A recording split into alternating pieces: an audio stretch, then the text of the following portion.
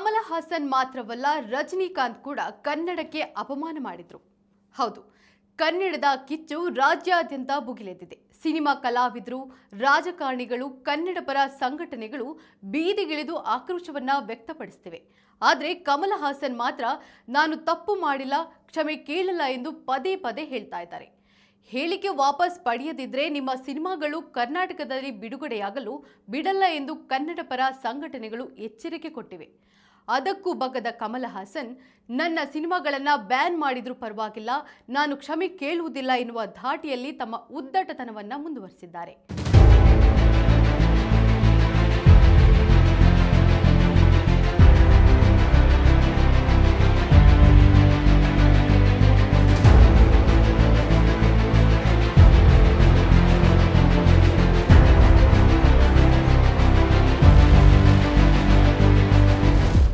ಕಮಲ ಹಾಸನ್ ಮಾತ್ರವಲ್ಲ, ಹಿಂದೆ ಕನ್ನಡಿಗರ ಬಗ್ಗೆ ತಮಿಳು ನಟರಾದ ರಜನಿಕಾಂತ್, ಸತ್ಯರಾಜ್ ಕೂಡ ಕನ್ನಡದ ವಿರುದ್ಧ ನಾಲಿಗೆ ಹರಿಬಿಟ್ಟಿದ್ರು.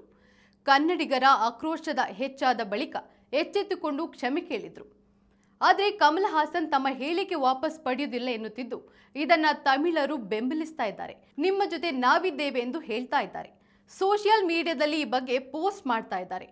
ಹೀಗೆ ಕನ್ನಡಿಗರನ್ನ ಕೆಣಕುವವರಲ್ಲಿ ಕಮಲ್ ಮೊದಲಿಗರಲ್ಲ. ರಜನಿಕಾಂತ್, ಸತ್ಯರಾಜ್ ಕೂಡ ಕನ್ನಡಕ್ಕೆ ಅಪಮಾನ ಮಾಡಿದ್ರು.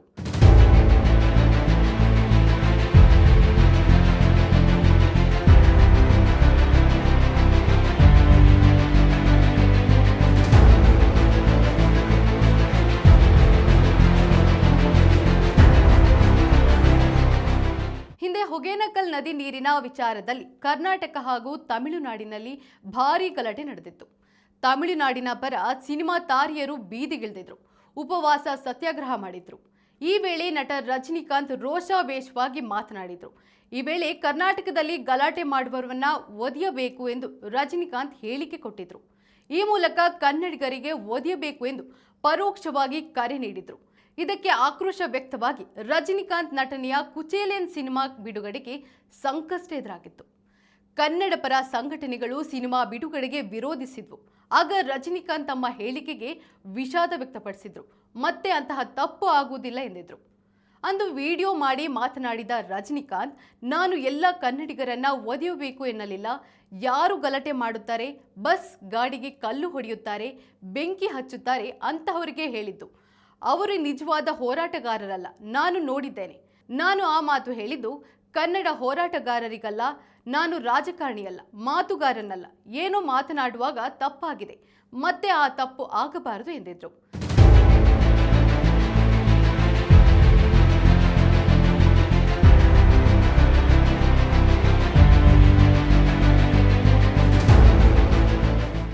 ರಜನಿಕಾಂತ್ ಪರೋಕ್ಷವಾಗಿ ಆದರೂ ಕ್ಷಮೆ ಕೇಳಿದ್ದಾರೆ ಎಂದು ಕನ್ನಡಿಗರು ಕುಚೇಲನ್ ಸಿನಿಮಾ ಬಿಡುಗಡೆಗೆ ಅವಕಾಶ ಮಾಡಿಕೊಟ್ಟಿದ್ರು.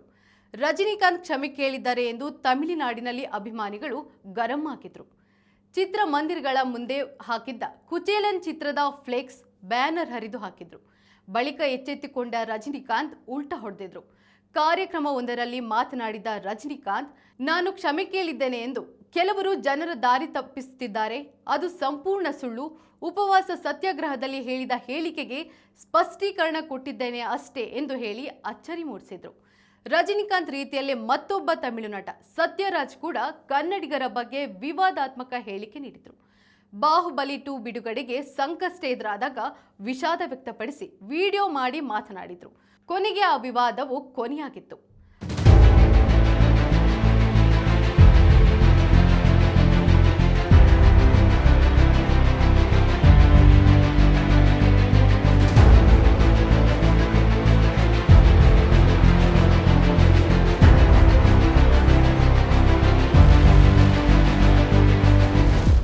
ಹದಿನೇಳು ವರ್ಷಗಳ ಹಿಂದೆ ಕಾವೇರಿ ಕಿಚ್ಚಿನ ಸಮಯದಲ್ಲಿ ತಮಿಳು ನಟ ಸತ್ಯರಾಜ್ ಕನ್ನಡಿಗರ ಬಗ್ಗೆ ಬಾಯಿಗೆ ಬಂದಂತೆ ಮಾತನಾಡಿದರು.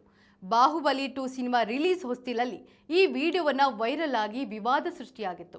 ತಮ್ಮ ಹೇಳಿಕೆಗೆ ಸತ್ಯರಾಜ್ ಕ್ಷಮೆ ಕೇಳದ ಹೊರತು ಸಿನಿಮಾ ಬಿಡುಗಡೆಗೆ ಬಿಡಲ್ಲ ಎಂದು ಕನ್ನಡ ಪರ ಸಂಘಟನೆಗಳು ಪಟ್ಟು ಹಿಡಿದಿದ್ವು. ಕೊನೆಗೆ ಸತ್ಯರಾಜ್ ವಿಷಾದ ವ್ಯಕ್ತಪಡಿಸಿ ತಮ್ಮ ಹೇಳಿಕೆಯಿಂದ ತಪ್ಪಾಗಿದೆ ಎಂದು ಹೇಳಿದರು. ಆಗ ಸತ್ಯರಾಜ್ ನಡೆಯನ್ನ ಕಮಲ ಹಾಸನ್ ಸ್ವಾಗತಿಸಿದ್ರು. ಕ್ಲಿಷ್ಟಕರ ಪರಿಸ್ಥಿತಿಯಲ್ಲಿ ಸೌಹಾರ್ದತೆ ಮೆರೆದದಕ್ಕೆ ಅಭಿನಂದನೆ ಎಂದು ಕಮಲ ಹಾಸನ್ ಟ್ವೀಟ್ ಮಾಡಿದ್ರು. ಇದೀಗ ಕಮಲ ಹಾಸನ್ ತಾವೇ ವಿವಾದವನ್ನ ಮೈಮೇಲೆ ಎಳೆದುಕೊಂಡಿದ್ದಾರೆ. ಮುಂದೇನಾಗುವುದು ಕಾದು ನೋಡಬೇಕಿದೆ.